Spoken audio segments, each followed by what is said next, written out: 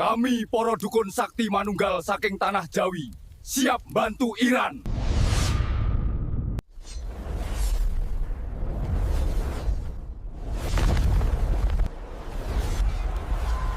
Di malam sunyi, pusaka memutus langit. Mas GE, pusaka Jawa, amarah leluhur.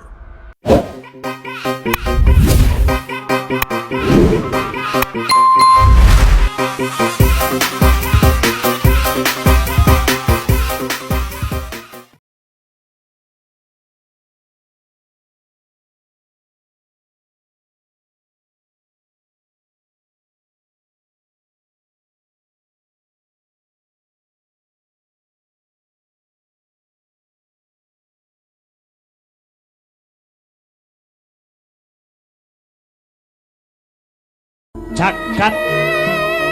kebak sesambat awet budidayane manungsa kang nerak garising syariat ora wedi dosa kelawan walat tan metung rengkaning jagat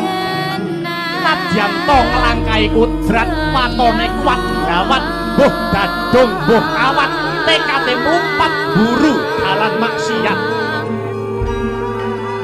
bebasan derajat pangkat wis oncat nyawa wis karep pecat esuk sambat sore sekarat ewa dene males mertobat ing mangka wis ana tengara lamun makarya minangka sarana nyadong paringe kang kawasa ya mung dawane watak srei ora ngudi ajining diri mung uja karepe ngati lumuh ngaji sungkan aliti kakyan melek gendong lali lumuh amal mentingke royal nyukupi butuhe karep kerep korup mung golek urut kelakuane kaya wong wasis tanduk aris ulat manis pamriye mung golek klimis kanggo nutupi lambene sing lamis nanging eling-dieling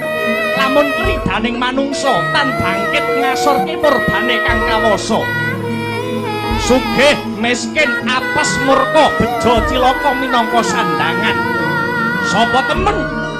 kajen keringan sapa selingkuh bakale kewirangan urip ana donya mung kari milih dalane dadi wong nekat apa wong trima muja ilat apa njaga aruming asma murtad apa ngrasuk agama dadi wong jahat apa pilih dadi wong utama Semar bangun kayangan dadi lakon wiwitan sak rampunge lebaran aja mung bangun lair nganti batin lan jiwane ora kepikir gara-gara pedhut peteng ngalimputi praja Ngamarta kawula cilik dirampok bandane wong cilik dibegal nyawane ditindes nasibe